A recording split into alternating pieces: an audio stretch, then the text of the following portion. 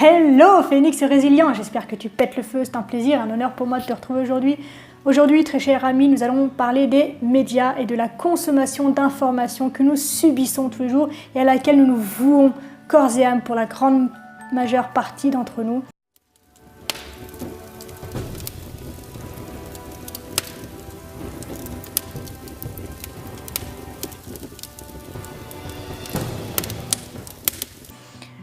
Chaque jour, chaque instant, chaque minute de libre de la journée, nous nous rouillons sur la télé, sur nos smartphones, sur la radio pour écouter en masse les informations qui nous parlent de quoi? Qui font l'apologie de la violence, qui font l'apologie de la cruauté, qui font l'apologie de la souffrance, qui font l'apologie du mal-être. On en voit partout.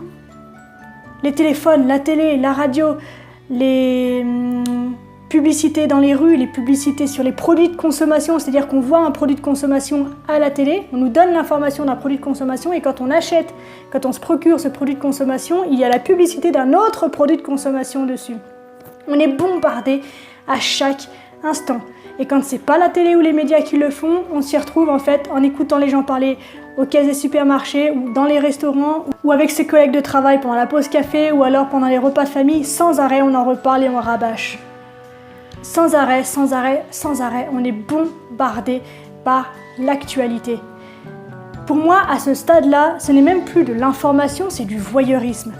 C'est-à-dire qu'on s'immisce dans l'intimité de gens qui souffrent, qui vivent des situations atroces, qui vivent des guerres, qui vivent des famines, qui vivent des génocides, qui vivent des catastrophes naturelles, qui sont exterminés d'une manière ou d'une autre. Et nous, on bouffe notre paquet de chips, en entrant directement chez eux, en allant leur demander comment ils se sentent, comment ils vont, alors qu'ils viennent de perdre toute leur famille. Et on trouve ça normal. Et si on dépasse le stade de l'information, 2 secondes, on met la simple information de côté. Observons 2 secondes tout ce que nous consommons en titre de loisir. Si on se penche 2 secondes sur les séries, par exemple, qu'on nous donne, c'est de la violence sans arrêt. Quel que soit le camp, parce qu'en fait, on nous fait croire que c'est systématiquement l'image d'un gentil qui se bat contre un méchant.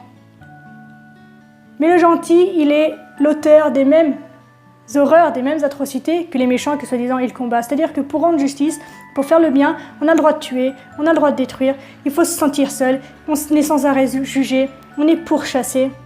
Donc même là, on fait encore l'apologie de la souffrance et de la solitude.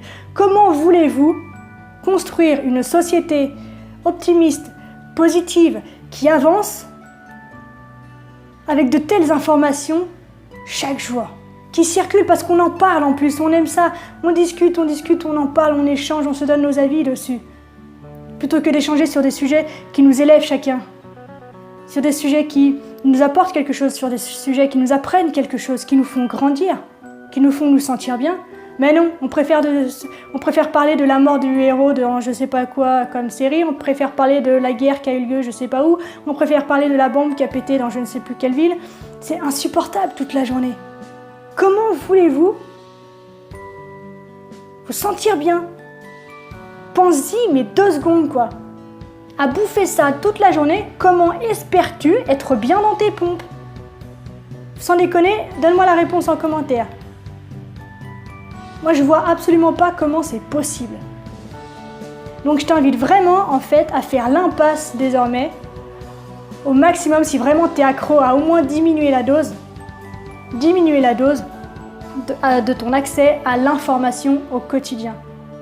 Je te dis pas d'arrêter tout, mais déjà, je t'invite à prendre conscience de l'impact donc négatif que cela peut avoir sur toi et à prendre conscience du temps que tu passes à ingurgiter, à te gaver de toutes ces informations négatives et ultra dévastatrices pour toi. Personnellement, ça fait plusieurs années déjà que je ne regarde plus la télé et je peux t'assurer que mon niveau de vie a changé. Moralement, énergétiquement, je suis vachement mieux depuis que je mets plus le nez dans les informations. Il y a une époque où j'écoutais BFM TV toute la journée. Alors déjà, c'est une chaîne d'information où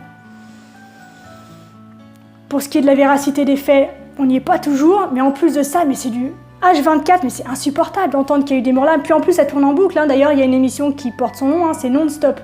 Non-stop, allez, on rabâche, on rabâche, on rabâche, que le monde est moche, que les gens sont mauvais, que on ferait mieux de tous mourir maintenant, qu'on serait plus tous en paix, quoi. En gros. Donc non.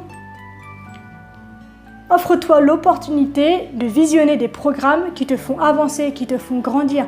Je te dis pas de te tourner vers Joséphine Ange Gardien, d'accord? Mais par exemple, sur YouTube aujourd'hui, il y a plein de contenus qui sont super enrichissants, des documentaires sur comment s'en sortir dans la vie, sur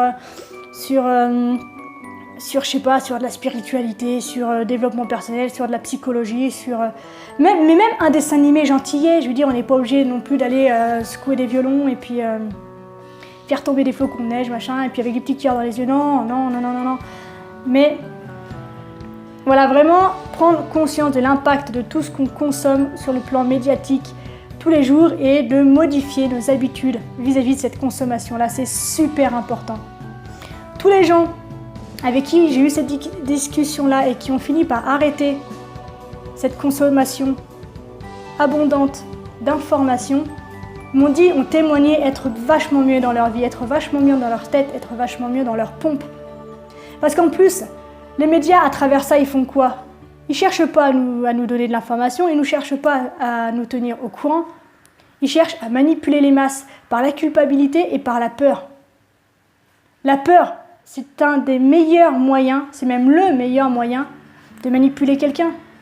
Et alors là, ils nous manipulent en masse parce que ça tourne en boucle toute la journée.